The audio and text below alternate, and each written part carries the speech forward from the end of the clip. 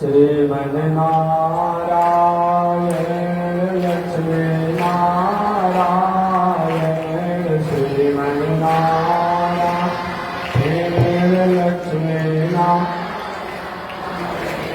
श्रीमन्नारायण नारायण नारायण श्रीमन्नारायण नारायण नारायण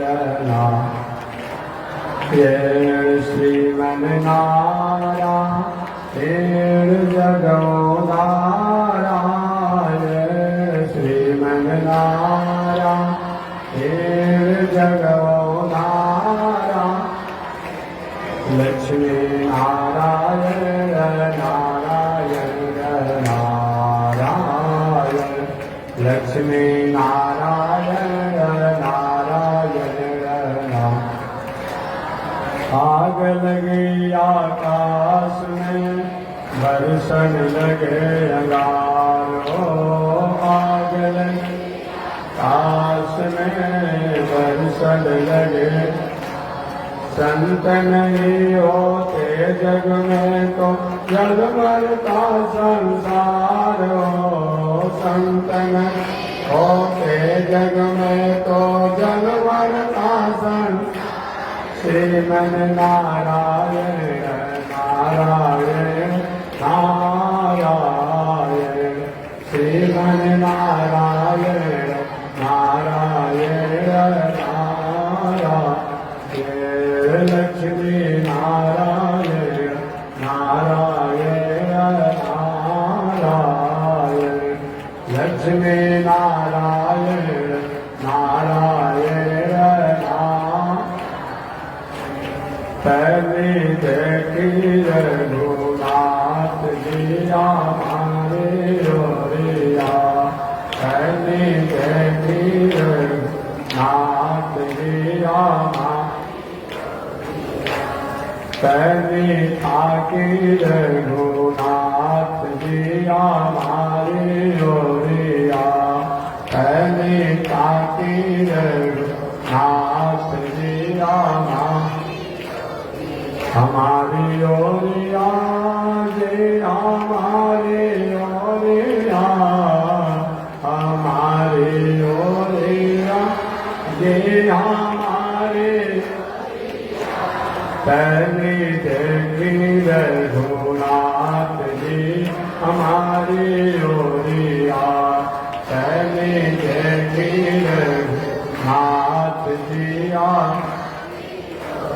बगसर में आके रहुआ पर काट मरनी बगसर में आके रहुआ पर काट मर गौतम नारी अहिल्याक तरनी गौतम नारी अहिल्याक तन देखी रघुनाथ जी हमारी ओरिया पहले देखी रघुनाथ जी हमारी ओरिया पहले थाकी रघुनाथ जी हमारी ओरिया पहले थाकी रघुनाथ जी हमारी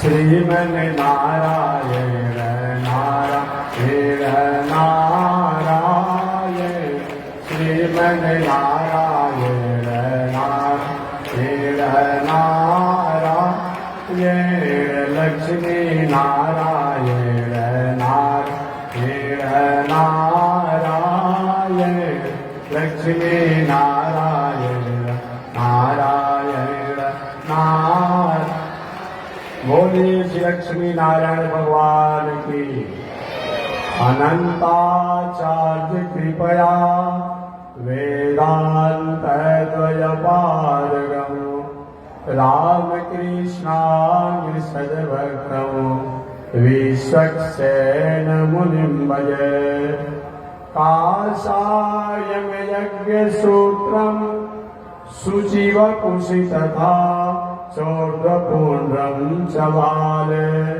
यस्यास्ते दक्षस्ते कलिकुमतिगिरीन्द्रेन्द्रवज्रं त्रिदण्डम् संसाराग्निप्रशान्त्यै भृतजलममलं दारुपात्रं पवित्रम् श्रीविश्वक्सेनसूरः पदकमलयुगः श्रेयसे संश्रयामि लक्ष्मीनाथसमारम्भां नाथयामुनिमध्यमाम् अस्मदाचार्यपर्यन्तां वन्दे गुरो परम्पराम् नारायणाय विद्महे वासुदेवाय धीमहि तन्नो विष्णु प्रचोदयात् महालक्ष्म्यै च विद्महे विष्णुपत्न्यै च धीमहि तन्नो लक्ष्मी प्रचोदयात् तन्नो लक्ष्मी प्रचोदयात्। परमाराध्य श्री लक्ष्मी नारायण भगवान नित्य वंदनीय पूज्य गुरुदेव श्री त्रिदंडी स्वामी जी महाराज के जुगल शरणों में कोटिशः नमन। भगवत भागवत आचार्य कैंकर्य पारायण महानुभाव पावन भूमि पर पावन कथा को चातुर्मास व्रत के पावन अवसर पर आप कथा श्रवण कर रहे हैं। अभी आप जिनके द्वारा कथा श्रवण कर रहे थे श्री त्रिदंडी देव समाधि स्थल मंदिर के अध्यक्ष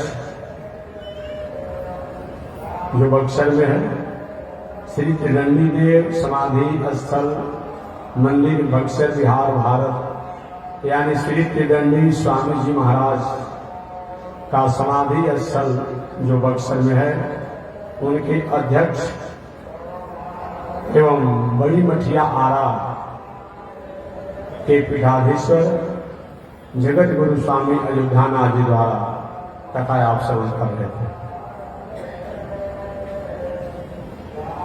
मैं भी दो चार शब्दों के निवेदन करूंगा। तो चलिए सबसे पहले हम वह द्वारिकापुरी,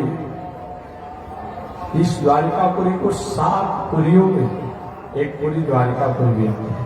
अयोध्या, मथुरा, माया, काशी, कांची, अवंतिका, पुरी द्वारवती से द्वारिकापुरी का भी नाम आता है। सप्तपुरियों में, मोक्षदापुरियों में, उस द्वारिकापुरी में भगवान श्री कृष्ण लगभग 125 वर्ष की आयु को व्यतीत कर चुके हैं। आपको मैं निवेदन करते आ रहा हूं, भगवान लगभग 11 वर्षों तक अधिक ब्रज, गोकुल, वृंदावन में रहे। सब मिलाकर के 11 वर्षों तक माना, 14 वर्षों तक मथुरा में रहे और 100 वर्षों तक द्वारिकापुरी में रहे। कुल मिलाकर के भगवान श्री कृष्ण इस संसार में 125 वर्ष है। भगवान श्री कृष्ण का 125 वर्ष का आयु लगभग पूरा हो चुका है। भगवान अपने गोलोक धाम जाने की तैयारी में है। उद्धव जी का आगमन हुआ। उद्धव जी ने भगवान श्री कृष्ण के सामने अपनी भावना को अभिव्यक्त करते समय आर्त भाव में हो गए। उद्धव जी ने कहा, प्रभु मैंने सुना है आप अपने गोलोक धाम जाने की तैयारी में हैं। देवताओं ने भी आग्रह किया कि प्रभु आप अब अपने लोक में चलिए। यमराज ने भी आग्रह किया, प्रभु आप जितने समय के लिए आए थे वह उतना समय पूरा हुआ। देखिए, कल या परसों मैंने बताया था कि सूर्यपुत्र धर्मराज जब धर्म का काम करते हैं, देवताओं का काम करते हैं, पुण्यात्माओं का काम करते हैं, धर्म का निर्धारण करते हैं, तो धर्मराज कहलाते हैं। और वही सूर्यपुत्र धर्मराज जब नारकीय जीवों के कर्मों के अनुसार दंड की व्यवस्था करते हैं, अनुशासन की व्यवस्था करते हैं, तो उनका नाम जमराज हो जाता है। जमराज कहीं कहीं जमराज भी है, कहीं कहीं धर्मराज भी है। तो जब धर्म का काम करते हैं तो धर्मराज, धार्मिक लोगों की दिनचर्या और उनकी स्थितियों का काम करते हैं तो धर्मराज, और नारकीय जीवों के जब अनुशासन और दंड का काम करते हैं तो जमराज कहलाते हैं। ऐसे जमराज यानी धर्मराज, ये भगवान से प्रार्थना करता हूं, मैं आपका सेवक हूं। आप जितने समय के लिए यहां आए थे वो समय पूरा हो गया। देवलोक में, आपके गोलोक धाम में आपके लिए लोग प्रतीक्षा कर रहे हैं, आप वहां चले। भगवान का ठीक है, मैं जल्द ही गोलोक धाम में आऊंगा। उद्धव जी के प्रभु, मैंने सुना है आप अपने लोक में जाने वाले हैं, हम कैसे रहेंगे? हम भी साथ में चलिए ना। भगवान को देखो, उद्धव साथ ही जाने की बात तो मत करो, अकेले आना अकेले जाना। कोई न अकेले जाता है न अकेले आता है। रहना नहीं देश वीराना है, यह संसार कागज की पुड़िया, पानी पड़े गल जाना है, रहना नहीं देश वीराना। यह संसार कांटों की झाड़ी, उलझ उलझ मर जाना है, रहना नहीं देश वीराना है। अकेले आना और अकेले जाना। यहाँ कोई अकेले आते हैं और अकेले हम जाते हैं, तो उधर साथ ही जाना नहीं है। लेकिन प्रभु नहीं, अगर साथ नहीं जाएंगे ना, तो हम आपको देखते देखते, आपका चिंतन करते करते, आपके जाने से पहले आपके सामने में अपने जीवन लीला को समाप्त कर दूंगा। मेरा भी प्राण निकल जाएगा। मेरे आधार तो होना चाहिए, कैसे मैं रह पाऊंगा? भगवान श्री कृष्ण का उद्धव, मेरे साथ रहने की जो अनुभूति है, मेरे पास रहने की जो अनुभूति है, वह अनुभूति को अगर मैं करा दूंगा तब तुम क्या करोगे? उद्धव जी की प्रभु, तब आप जा सकते हैं। मुझे आनंद की अनुभूति अगर करा देंगे तो मैं आपको विदा कर दूंगा, मैं आपको छोड़ दूंगा। ठीक है। भगवान का उद्धव, जो तुमने प्रश्न किया है कि कैसे आपके अभाव में आपसे अलग हम रह सकते हैं, यही प्रश्न को एक समय दत्तात्रेय जी से जदू जी ने किया था। एक बार जदू जी अपना राजकाज की व्यवस्था को संभालने के, सजाने के, संवर्धित करने के बाद संत महात्माओं के दर्शन करने के लिए, सत्संग के लिए अपने राज से बाहर निकले। घूमते घूमते, जाते जाते एक सुंदर जंगल में गए। वहां एक अवधूत संत, जिनके वस्त्र के नाम पर केवल एक लंगोटी था, वस्त्र के नाम पर केवल एक लंगोटी था, और संपत्ति के नाम पर केवल एक उनकी संस्कृति थी, एक संस्कार था। ऐसे अवधूत संत जिनका नाम है दत्तात्रेय जी। दत्तात्रेय जी बैठे थे। उद्धव जी वहां गए प्रभु, आप संत महात्मा के दर्शन से ही मंगल होता है। आपके पास दिखने से कुछ साधन नहीं है, संसाधन नहीं है, लेकिन जब अनुभव किया जाता है तो यह पता चलता है कि सारा साधन संसाधन वाले लोग जो हैं उनसे आप बड़े हैं। ऐसा क्यों? पुनः जदू जी ने प्रश्न किया, जदू जी ने पुनः उत्तर दिया। आप यही में कहना चाहेंगे कि हम साधु बने हैं, मौज में रहते हैं, आनंद में रहते हैं, तो महाराज आप ही साधु क्यों बने, हम क्यों नहीं साधु बने? हमको भी साधु बन जाना चाहिए, हम क्यों नहीं बने? एक हमने संत बनने के लिए, साधु बनने के लिए प्रक्रिया अपनाया है। तो जदू जी महाराज आप ही ने प्रक्रिया क्यों अपनाया, हमने वैसा क्यों नहीं किया?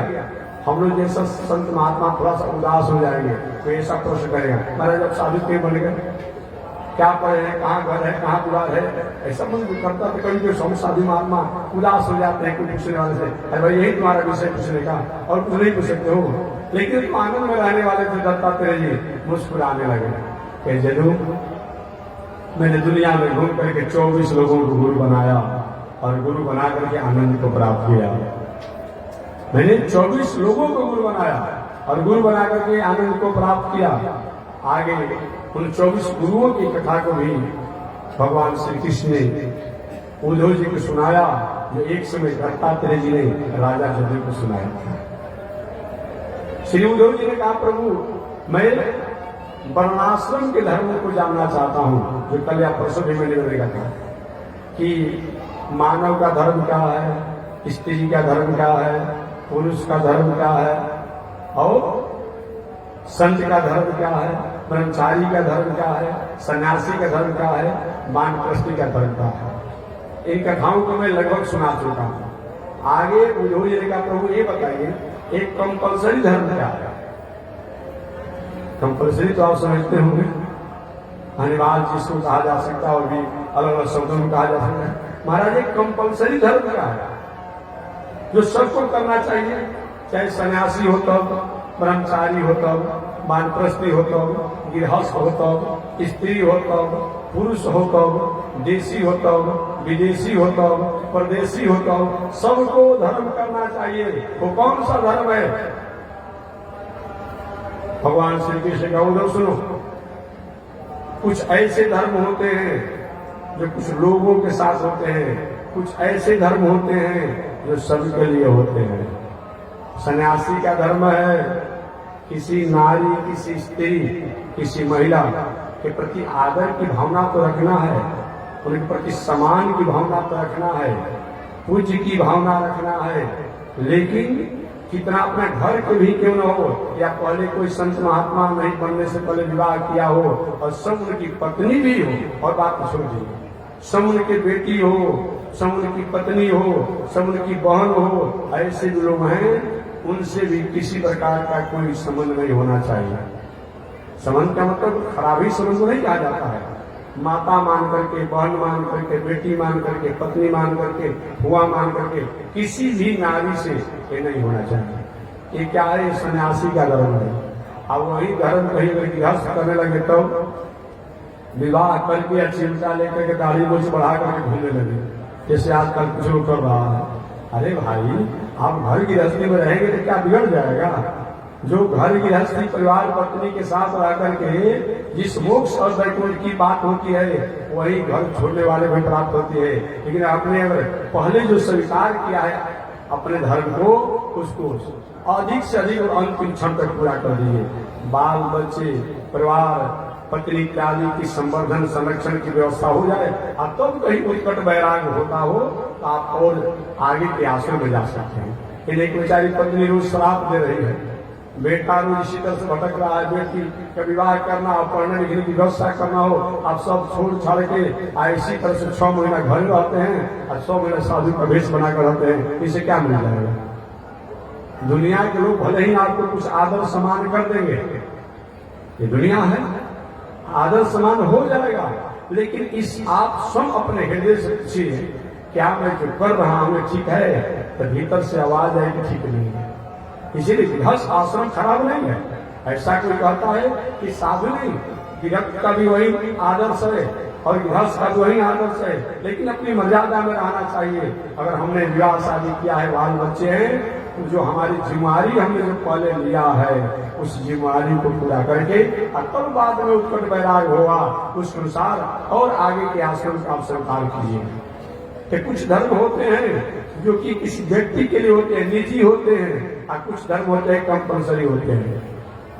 तो एक कंपल्सरी अनिवार्य धर्म जो कि सबको करना चाहिए, वो कौन अनिवार्य धर्म है? मानव मात्र का धर्म है, चाहे स्त्री हो तब, पुरुष हो तब, देशी हो तब, परदेशी हो तब, ब्राह्मण हो तब, या दास हो तब, कोई भी किसी वर्ण आश्रम में हो, चाहे कोई भी आश्रम धर्म हो, सबका ये धर्म होता है। वह धर्म क्या है? सबसे प्रथम धर्म बताया गया है सदाचार। ये सदाचार सबके लिए है। केवल केवल एक संत महात्मा नहीं, सदाचार मानव मात्र का धर्म है, ये होना चाहिए। दूसरा सद्व्यवहार, और व्यवहार भी सात्विक होना चाहिए। और तीसरा सदाहार, सदाचार, सद्व्यवहार, सदाहार। आहार भी सात्विक होना चाहिए। भोजन का बहुत बड़ा महत्व होता है।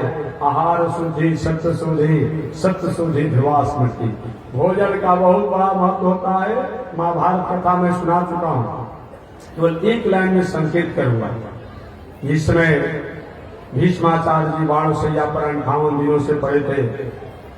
पांडव लोग राजनीति, धर्मनीति, कूटनीति, समाजनीति, लोकनीति, परिवारनीति के उपदेश सीखने के लिए भीष्माचार्य के पास गए थे।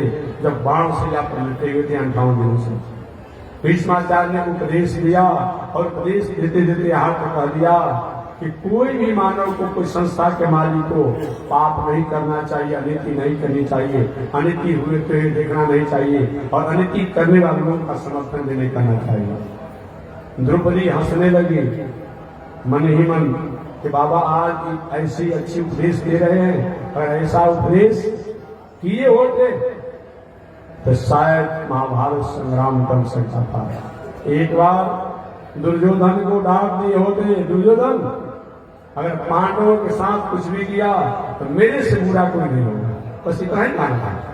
पांडवों के साथ थोड़ा भी कुछ व्यवहार में उल्टा हुआ तो मेरे से बुरा कोई नहीं हो सकता है। अगर इतना कह देते, मजाल नहीं था दुर्योधन जो पांडवों के साथ किसी प्रकार के चंचल और उपद्रव में व्यवहार करता था।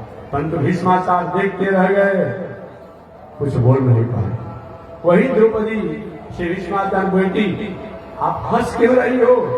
द्रौपदी ने कहा हंसी बाबा इसलिए आ गया कि जो आप नीति का उपदेश अभी दे रहे हैं, ये उपदेश अगर उस समय दिए होते तो ये जो महाभारत संग्राम में 1,66,20,10,000 संहार हुआ, ऐसी स्थिति नहीं आई।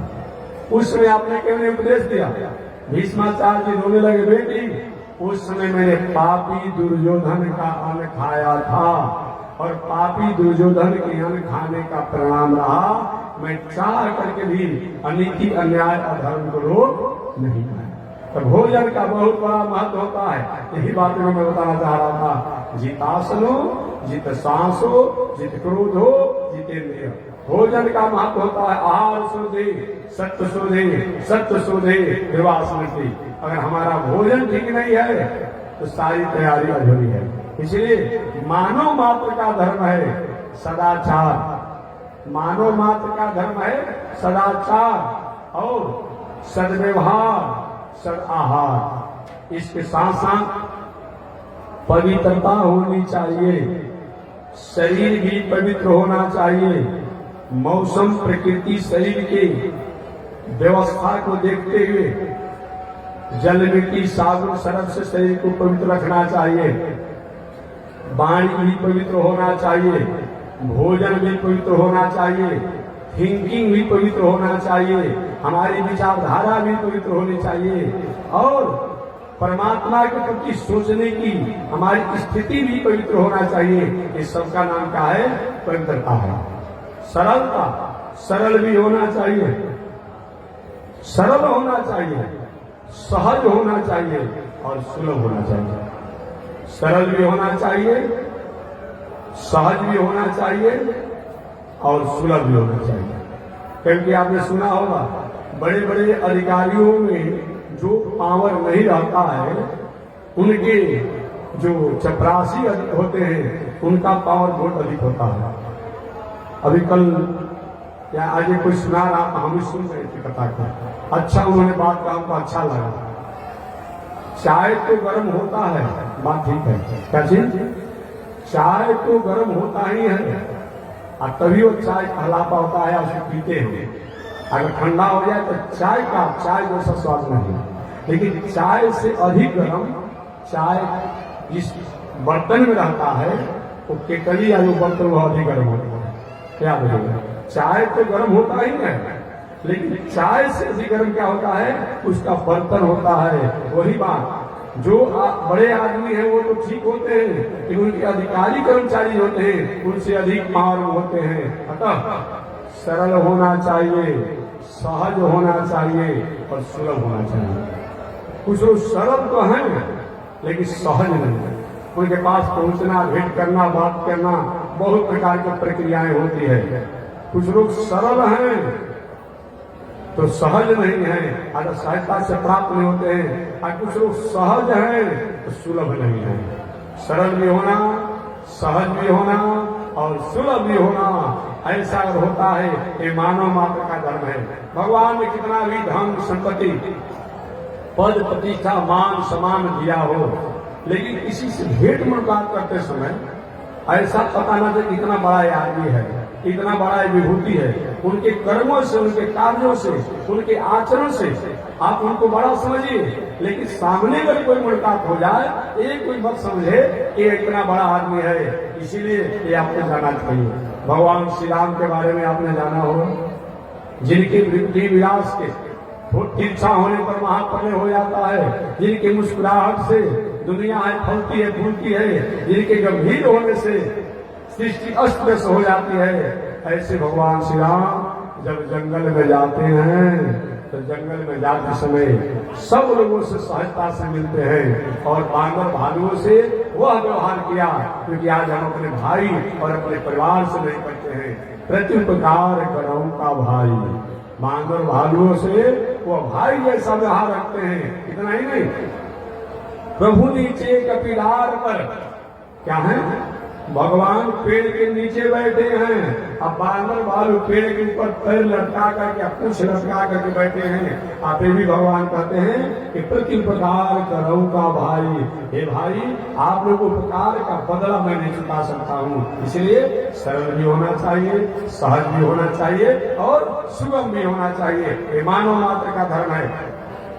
और स्नान शास्त्र में बताया गया है कि स्नान भी हमारे जीवन में होना चाहिए। संभव हो गर्म पानी से स्नान करें, संभव हो ठंडा पानी से स्नान करें। ऐसे स्नान की अनेक प्रक्रियाएं बताई गई है। मंत्र स्नान भी है। स्नान के कुछ प्रकार बताए गए हैं, जो एक दो का नाम मैं बता दूं, वो स्नान कौन कौन है।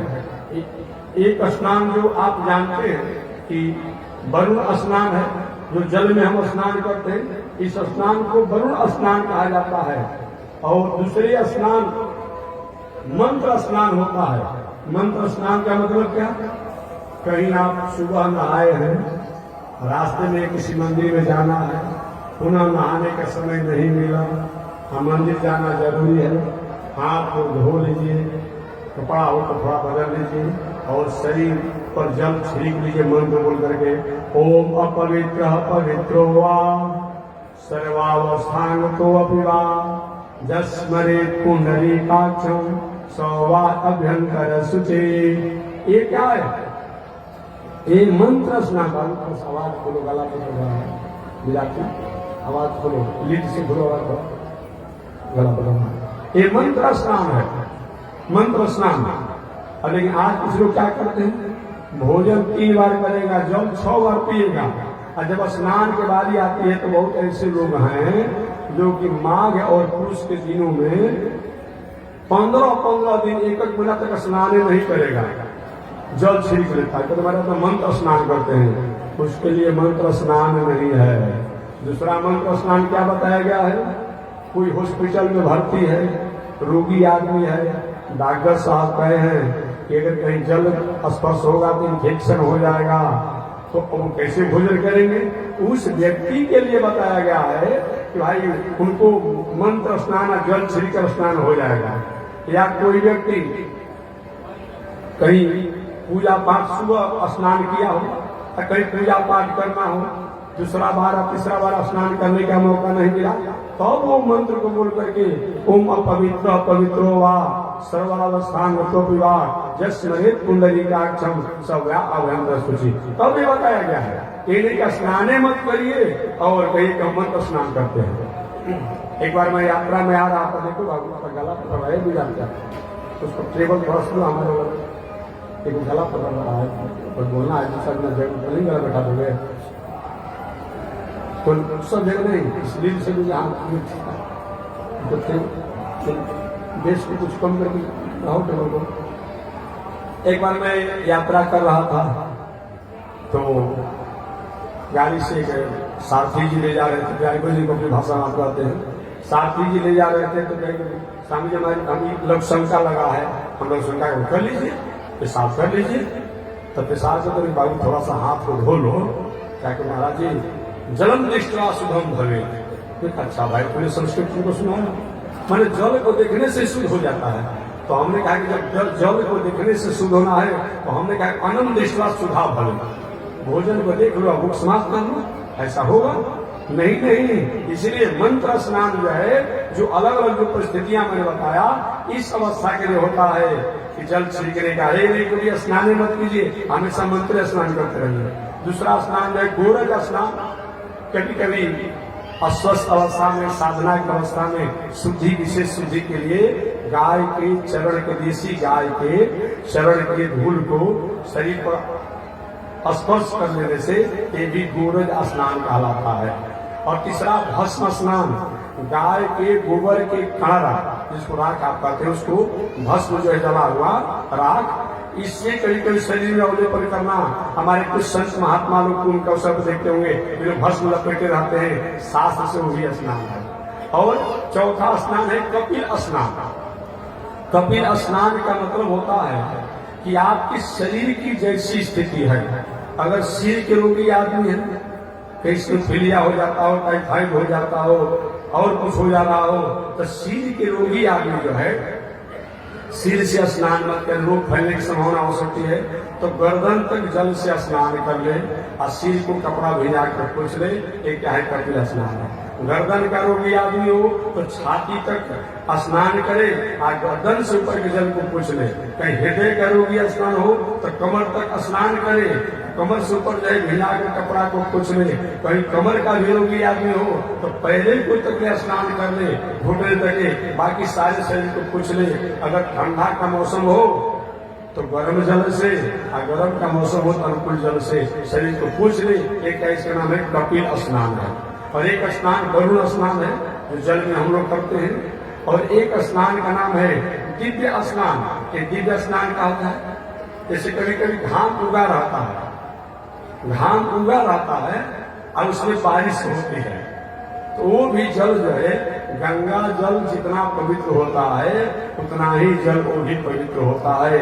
उस जल से स्नान करना तो दिव्य स्नान कहलाता है। इस प्रकार शास्त्रों में स्नान के बारे में बताया गया है। तो भगवान श्री कृष्ण कहते हैं उधो, भगवान श्री कृष्ण कहते उधो, जीवन में कुछ ऐसे धर्म है, कुछ ऐसे आचरण है, कुछ ऐसे धर्म और आचरण है जो कि हर मनुष्य को करना चाहिए, जैसे पवित्रता, सरलता, स्नान और संध्योपासन, संध्या बंदन जिसको लोग कहते हैं। कुछ विचारक लोग, हमारे वैदिक परंपरा के आदर करने वाले लोग, कुछ लोग कहते हैं कि हम जब संन्यास ले लिए तो हमें अब संध्या बंदन करने की आवश्यकता नहीं है, इसीलिए उन लोगों का चुटकी भी छिड़वा देता है, जिन्हें कोई फेंक देता है। लेकिन नहीं, चाहे आप संन्यास ले लीजिए, चाहे जैसी स्थिति में रहें, लेकिन संध्या का त्याग नहीं करना चाहिए। क्योंकि संध्या अगर 24 घंटा में या 3 दिन लगातार संध्या बंदन कोई नहीं करता है, वो व्यक्ति, वह मनुष्य कहलाने का बहुत हकदार नहीं होता है, अधिकारी नहीं होता है। इसलिए संध्या बंदन करना ही चाहिए। संध्या बंदन, आप जब भोजन त्याग हो नहीं रहा है, कहीं यात्रा त्याग हो नहीं रही है, अपनी और चीज त्याग नहीं हो रहा है, तो संध्या बंदन क्यों त्याग किया जाएगा? इसलिए हमारे वैदिक परंपरा में, श्री वैष्णव परंपरा में, संन्यास लेने के बाद सन्यासी भी तो क्या करते हैं, संध्या बंदन करेंगे, त्रिकाल संध्या करेंगे। कुछ ऐसे विचारक हैं संत महात्मा के रूप में जो कहते हैं हमने संन्यास ले लिया और हमें संध्या बंदन करने की आवश्यकता नहीं है, लेकिन शास्त्र और भागवत शास्त्र के अनुसार उपयुक्त नहीं है। आगे बताएगा तपस्या, तपस्वी जीवन होना चाहिए। तपस्या का मतलब केवल ये नहीं होता है कि 84 को आग की अग्नि लगाकर बीच में बैठ जाए। तपस्या का मतलब कि अधिक से अधिक अपने जीवन में संयम होना चाहिए।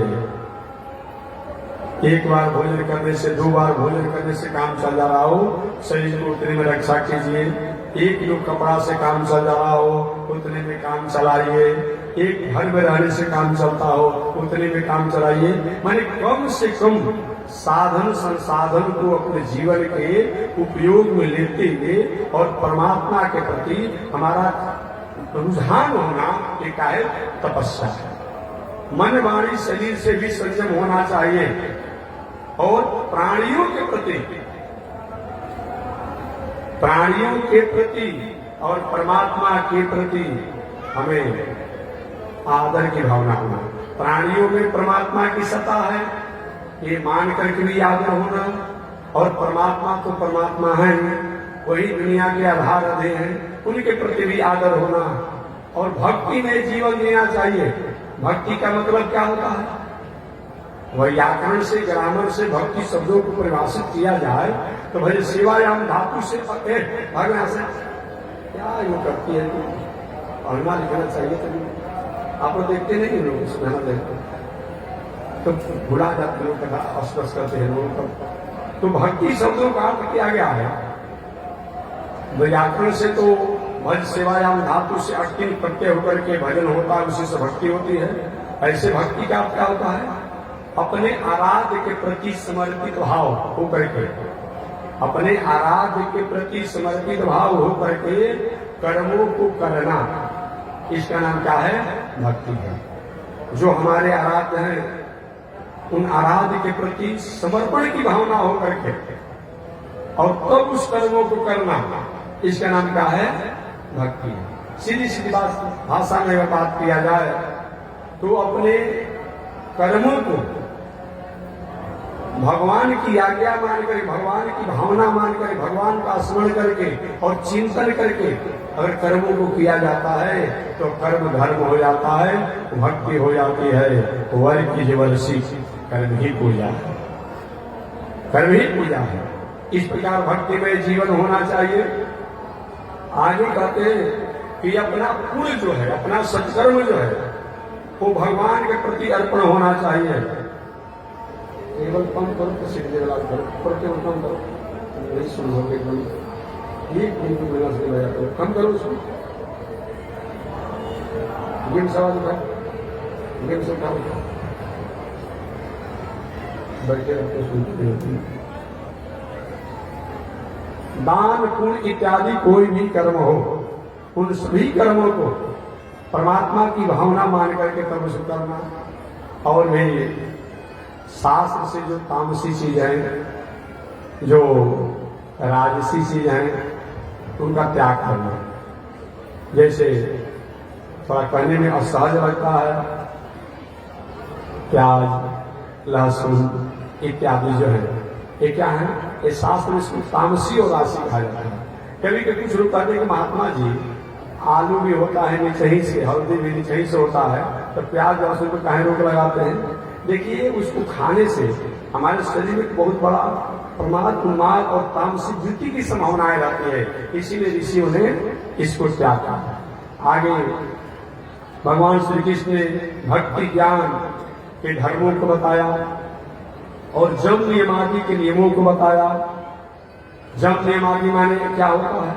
आगे उन्होंने ज्ञानी पुरुषों का अभीष्ट फल बताया।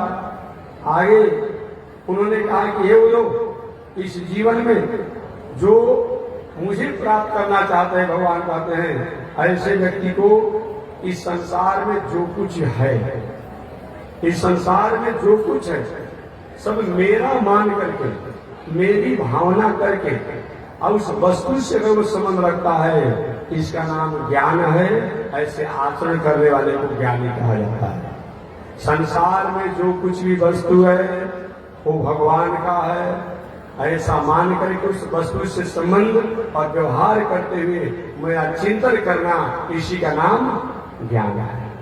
आगे कहते हैं कि वो जो मनुष्य इन धर्मों को पालन करता है और मेरे प्रति आत्मनिवेदन की भावना रखता है, हमेशा मेरे प्रति निवेदन की भावना उनके हृदय में मेरा हमेशा उदय रहता है। भगवान कहते हैं जो मेरे में अर्पण करके, समर्पण करके और कर्म करते हैं तो क्या है? वो निश्चित रूप से उसके हृदय में मेरा भक्ति उत्पन्न होता है और मेरी भक्ति के लिए व्यक्ति को ब्रह्म, जीव और माया, इन तीनों के बारे में जाना। ब्रह्म क्या है? जिनके तीनों काल में सत्ता रहती है, स्वरूप रहता है, उनको ब्रह्म कहा जाता है। जीव का मतलब क्या होता है? जिनकी सत्ता किसी काल में है और किसी काल में परिवर्तित हो जाती है, उस स्वरूप में नहीं रहती है, उनका नाम जीव है। और माया का मतलब क्या होता है? जो हमेशा परिवर्तन होती रहती है, उसको माया कहते हैं। जैसे माया का मतलब क्या होता है कि संसार में सोना, चांदी, रुपया, पैसा इत्यादि, धन, संपत्ति, पद, प्रतिष्ठा। आज आप किसी बहुत बड़े पद पर हैं और 10 वर्ष के बाद आप रिटायर कर जाएंगे, तो जो हमें वह वस्तु व्यवस्था तो प्राप्त है, लेकिन उसका वर्तमान, भूत, भविष्य, इन तीनों पर जब विचार किया जाता है तो कुछ समय के लिए तो है, लेकिन था भी नहीं और रहेगा भी नहीं। ये जहां है वह, चाहे वह पृथ्वी रूप में हो, जल रूप में हो, आकाश रूप में हो, या अग्नि रूप में हो, या और तत्वों के रूप में हो, सोना चांदी के रूप में हो, प्रतिष्ठा के रूप में हो, या परिवार के रूप में हो।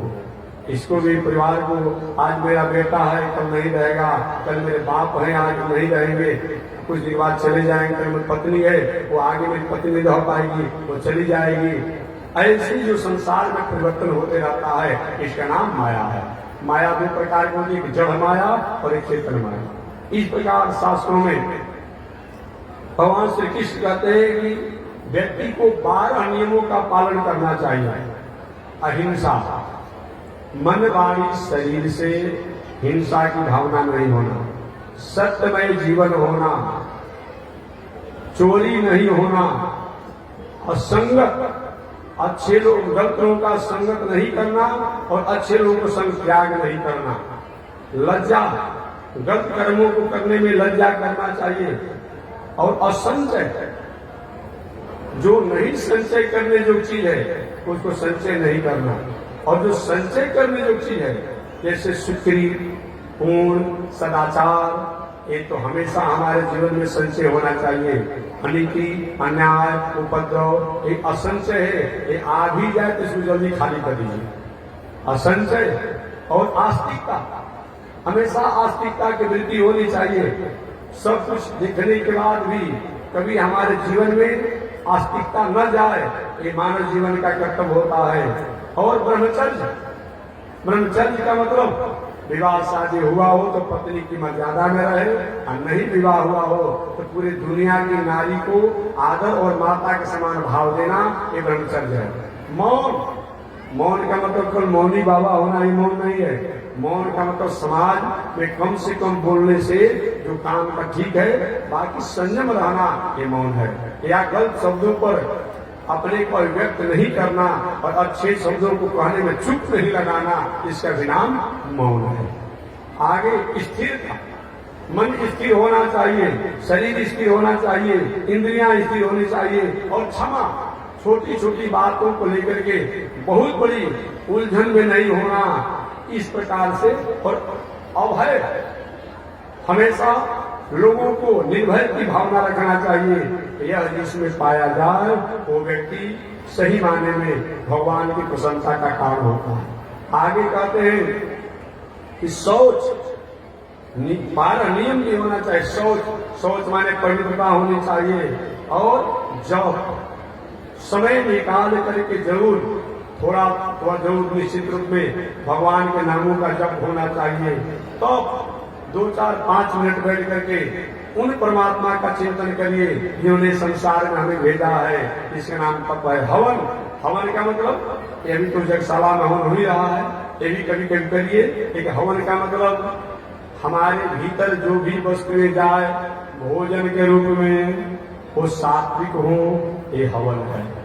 हमारे नेत्रों द्वारा जिस दृष्टि को देखा जाए, जिस घटना को देखा जाए, वह कहीं अमर्यादित न हो, ये नेत्र का हवन है।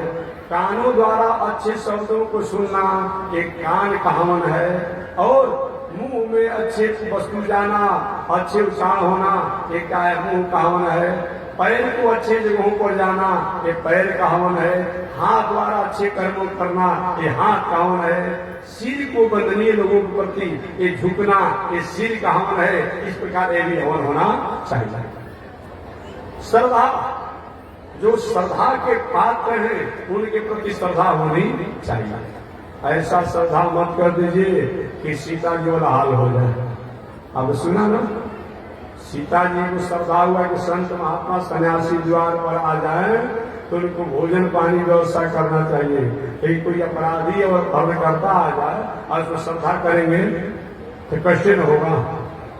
जब रावण ने कहा कि मैं भीतर आकर के भिक्षा नहीं लूंगा, तो सीता माता जी कहना चाहिए प्रभु हमारे पति ने हमको आज्ञा दिया है कभी रेखा से बाहर नहीं जाना है, काम बन सकता था। लेकिन अब उसकी भेष में ऐसी श्रद्धा में पड़ गई सीता जी तो उनके लिए संकट हो गया। ऐसा श्रद्धा नहीं होनी चाहिए। इसीलिए शंकर जी और हनुमान जी कहा कि आया काल नहीं, हम आपको चेला बनाना चाहते हैं। भला ऐसा होता है क्या जी? अरे चेला में गुरु को ढूंढता है जी, चेला गुरु को ढूंढता है। लेकिन अब सब अपने आप गुरु में जो चेला ढूंढने लगे तो हनुमान जी की गुरुदक्षिणा पहन ले लीजिए। जब आप चेला ढूंढ रहे हैं गुरुदक्षिणा पहन लीजिए। हनुमान जी ने क्या क्या कल्याण कर दिया। इसीलिए श्रद्धा, जो श्रद्धा का पात्र हो उस पर श्रद्धा होनी चाहिए। और अतिथि सेवा, मानव जीवन में सब कुछ धर्म कर्म पूजा पाठ सब ठीक है, लेकिन मानव की सेवा की अगर भावना नहीं है, अतिथि की सेवा की भावना नहीं है, ताकि साधना अधूरी है। पूजा भगवान के प्रति, संतों के प्रति, आचार्यों के प्रति हमें पूजा की भावना होना चाहिए। और तीर्थ यात्रा समय निकाल करके ये शास्त्रों द्वारा, संतों द्वारा, ऋषियों द्वारा जो तीर्थों का वर्णन किया गया है उसकी तो यात्रा करनी ही चाहिए। साथ ही साथ तीर्थ यात्रा का मतलब क्या होता है? हमारा दिल, हमारा दिमाग, हमारा मन, हमारा बुद्धि, हमारा चित्त, ये जो है अपने ही अस्मिता के कारण, अपनी ही असहजता के कारण, अपनी ही असौभाग्य के कारण कहीं भटकाव हो, इसको रोकना, संयम करना और अच्छे पथ पर चलने के लिए प्रेरित होना, ये सबसे श्रेष्ठ है। इस प्रकार परोपकार की भावना होना चाहिए और यह हमारे जीवन का संतोष की भावना होना चाहिए। जीतने में रहिए, मुस्कुराते रहिए, कभी किसी को उलाहना मत दीजिए और गुरु के प्रति सेवा की भावना, ये सब हमारे भगवान श्री कृष्ण ने उनको बताया। आगे कहा हे वो लोग, अहिंसा, सत्य, अस्ते, ब्रह्मचर्य का परिग्रह, क्षमा, अभय का पालन होना ये जीवन में सबसे श्रेष्ठ है। साथ ही साथ जम होना, दम होना, तितिक्षा होना। तितिक्षा का मतलब, तितिक्षा किसे कहते हैं? अब आपके पास कोई वस्तु नहीं है और तब आप त्यागी बने हुए हैं, ये कोई मतलब होता है? साधन संसाधनों के रहने के बाद भी उसके प्रति हमारी आसक्ति नहीं होना, तितिक्षा की भावना होना, धृति होना, दान की भावना होना और सुख दुख, सुख में बहुत इतराना नहीं है और दुख में बहुत घबराना नहीं है। इस प्रकार से जीवन को रहना और हमेशा मोक्ष मार्ग के लिए परिकल्पना करना, कल्पना करना। ये जीवन जीने वाले व्यक्ति इस संसार में कल्याण को प्राप्त करके और भगवान के पाके अधिकारी होते हैं। तो समय तो हो गया हमारा, तो और 2-4 मिनट में वाणी को विराम दे रहा हूँ। जो उनका बुला लीजिए भाई, एक कथा जो होने वाली है बुला लीजिए। इस प्रकार भगवान श्री कृष्ण ने उद्धव जी को बताया। आगे भगवान श्री कृष्ण को उद्धव सांख्य शास्त्र और सांख्य दर्शन पर विचार करना चाहिए। एक बार एक व्यक्ति ने हमसे पूछा था कि महात्मा जी सांख्य दर्शन क्या है? सांख्य दर्शन कहा किसे जाता है? तो हमने कहा सांख्य हमारे संख्या शब्द से सांख्य बनता है। परमात्मा के प्राप्ति के लिए, परमात्मा को जानने के लिए अलग अलग जो तरीके हैं उन तरीकों में तत्वों के द्वारा परमात्मा को जानना, समझना या उन तत्वों में परमात्मा की भावना होना, एक सांख्य दर्शन है। जैसे वायु प्रत्यक्ष देवता, अग्नि प्रत्यक्ष देवता, सूर्य प्रत्यक्ष देवता, चंद्रमा प्रत्यक्ष देवता। अर्थात कहने का मतलब तो जो वायु है इनमें परमात्मा की भावना वाला ये जो अष्टधा प्रकृति कहे जाते हैं या पंच महाभूत जो कहा जाता है कि पृथ्वी तत्व, जल तत्व, वायु तत्व, आकाश तत्व, अग्नि तत्व। तो हम मंदिर में तो परमात्मा की सत्ता मानते हैं, जानते हैं, लेकिन अग्नि में भी परमात्मा की सत्ता मानना, जल में भी परमात्मा की सत्ता मानना, आकाश में परमात्मा की सत्ता मानना और पृथ्वी में परमात्मा की सत्ता मानना, वायु में परमात्मा की सत्ता मानना, माने तत्व जो है 24 तत्व जो है, इन 24 तत्वों में परमात्मा की सत्ता मानना और उन 24 तत्वों के आधार और अधेय जो है, कारण जो है वो परमात्मा है, ये भावना होना एक तत्व के द्वारा ये सांख्य दर्शन है। तो कुछ लोग 24 तत्व को ये संसार का कारण मानते हैं, कुछ लोग 26 तत्वों को संसार का कारण मानते हैं, कुछ लोग 22 तत्वों को संसार का कारण मानते हैं, कुछ लोग 16 तत्वों को संसार का कारण मानते हैं। इसको कोई अंतर नहीं। कभी कभी 2-4 तत्वों को एक में मिला दिया जाता है तो तत्व कम हो जाता है, और कभी कभी 2-4 तत्व एक में मिलाया गया है उसको अलग अलग गणना कर लिया जाता है तो अधिक हो जाता है। माने तत्वों के द्वारा परमात्मा को जानना एक सांख्य दर्शन है। माने 5 कर्मेंद्रिय, 5 ज्ञानेन्द्रिय, 5 ज्ञानेन्द्रिय एक विषय, एक 15 तत्व हो गए। मन बुद्धि चित्त अहंकार के 19 हो गए और पंच महाभूत ये सब मिला करके ये 24 तत्व हो गए। यही 24 तत्वों के बारे में जानना और 24 तत्वों में परमात्मा की सत्ता मानना, ये सब ज्ञान बताया गया है।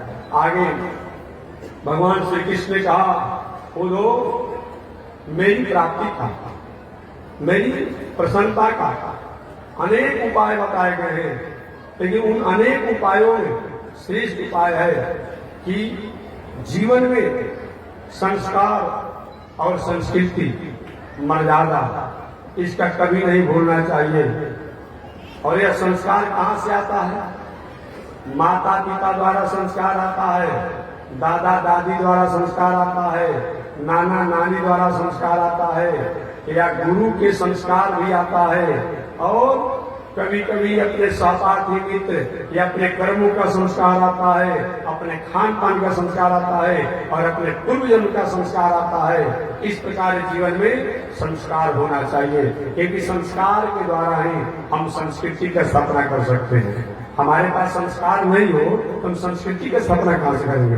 धन आपके पास नहीं हो, आप अपने को धनी बनना चाहते हैं, आप पढ़ेंगे नहीं, आप पढ़िए ना, विद्वता को न तो आपको दिए और कहीं हम विद्वान बन जाए। आज जब पढ़ेंगे और विद्वता हो जाएगी अगर क्या विद्वान कहे ही जाएंगे, उसको आपको अलग से कोई मतलब नहीं होता है। हमारे पास धन हो जाएगा तो हम धनी कहलाएंगे, हमारे पास संस्कार हो जाएगा तो संस्कृति का स्थापना हो ही जाएगी। ऐसा विचार करके बताया गया है कि जीवन में हमें हमेशा संस्कार, संस्कृति, सभ्यता और चला गया तो चला गया। कभी आपने सुना है धन गया तो कुछ गया, बल गया तो कुछ गया, पद गया तो कुछ गया, और जिसका नैतिकता चला गया, जिसका संस्कार चला गया, वह जल्दी लौट करके नहीं आता है। अभी कल या परसों, कल था ना विजयदशमी, कल था, अभी आपने देखा रावण जी का पुतला जलाया गया। आपने सुना होगा गांव गांव शहर शहर में लोग ने पुतला जलाया। अरे पुतला क्यों जलाया गया जी? जबकि रावण के समान कोई विद्वान दुनिया में नहीं था, फूल खानदान में भी बड़ा था, पढ़ने लिखने में भी बड़ा था, बल में भी बड़ा था, क्योंकि उसके पास एक नैतिकता नहीं थी। नैतिकता नहीं होने के कारण भले वो रावण अरसों बरसों पहले चला गया संसार से, मृत्यु को प्राप्त किया, लेकिन आज भी हम उसकी कुवृत्ति पर, कदाचार पर और सह्नता पर और सहजता पर और मानवता पर और संस्कृति पर उसको हम एक पुतला जला करके अपने भीतर हमारे जो ये सब दुर्गुण न आवे ये विचार करने का काम करते हैं।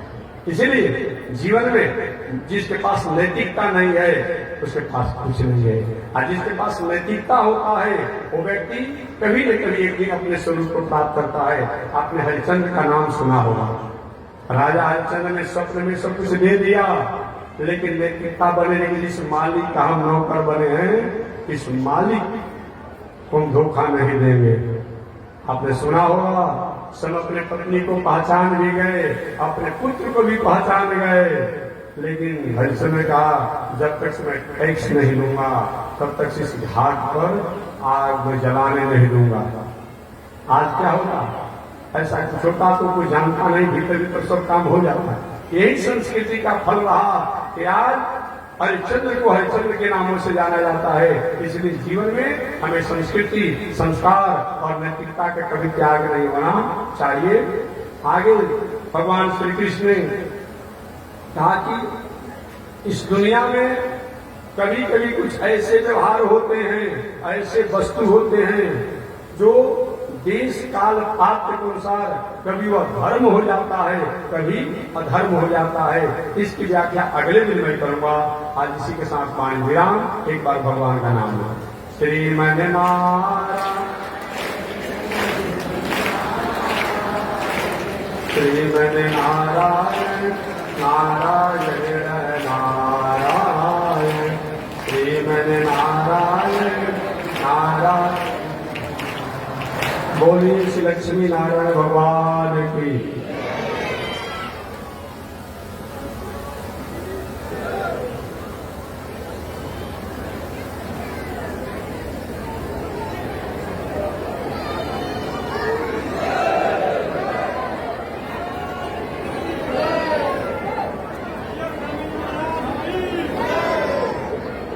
ओम चंद्रमा मनसो जात चक्षो सूर्यो जायत श्रोत्रादायुषदाय समुखादजात श्रीशते लक्ष्मी शवज्ञावहोरात्रे पार्श्वे नक्षत्राणि रूपमस्मिन् व्यातन्नायुषनिधान नो मयिधान सर्वलोकं मयिधान। बोलिए श्री लक्ष्मी नारायण भगवान की। हरि ओम। शांति शांति शांति।